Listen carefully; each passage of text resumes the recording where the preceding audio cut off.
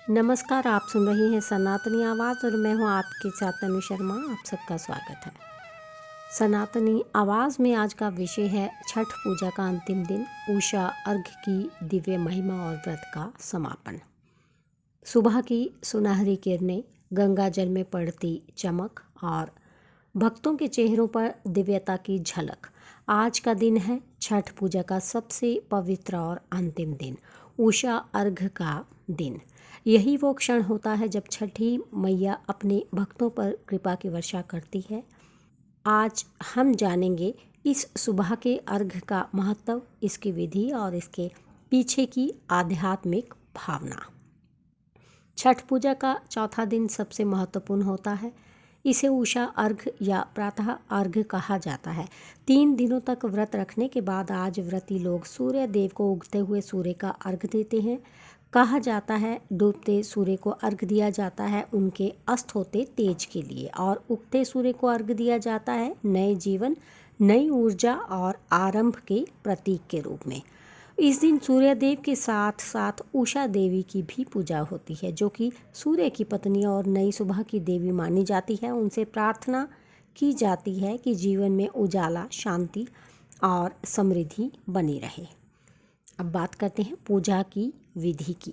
व्रती रात भर जागरण या ध्यान में रहते हैं। भोर होते ही नदी, तालाब या घाट पर पहुंचकर सूर्योदय से पहले अर्घ्य की तैयारी की जाती है। बांस की सूप में रखा जाता है ठेकुआ, केला, नारियल, गन्ना, नींबू, धूप, दीप और चढ़ावे के फल। सभी परिवारजन एकत्र होकर गीत गाते हैं। उगा है सूरज देव, अर्घ देव तोहरा पानी।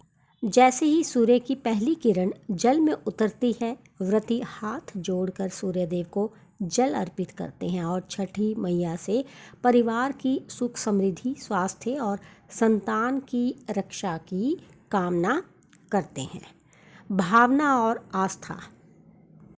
दोस्तों, छठ पूजा केवल एक व्रत नहीं, ये अनुशासन, पवित्रता और समर्पण का प्रतीक है।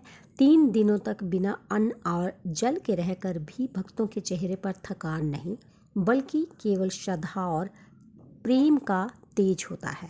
कहा जाता है जो व्यक्ति सच्चे मन से उषा अर्घ्य करता है, उसे सूर्य देव की अपार कृपा और छठी मैया का आशीर्वाद प्राप्त होता है। कई महिलाएं संतान सुख, परिवार की उन्नति और रोग मुक्ति के लिए ये व्रत रखती हैं। अर्घ्य देने के बाद व्रती घर लौटकर पारण करते हैं, यानी व्रत का समापन। गुड़, चावल और दूध से बनी खीर या ठेकुआ खाकर व्रत खोला जाता है। इसके साथ पूरे घर में प्रसाद बांटा जाता है और वातावरण भक्तिमय हो उठता है। इस दिन की सुबह केवल सूर्य की नहीं, बल्कि भक्ति और विश्वास की रोशनी से भी जगमगाती है। छठी मैया का आशीर्वाद सभी के जीवन में सुख, शांति और आनंद भर दे, यही इस पर्व का असली संदेश है। तो इसके साथ ही मुझे दीजिए अनुमति, फिर मिलती हूँ। धन्यवाद।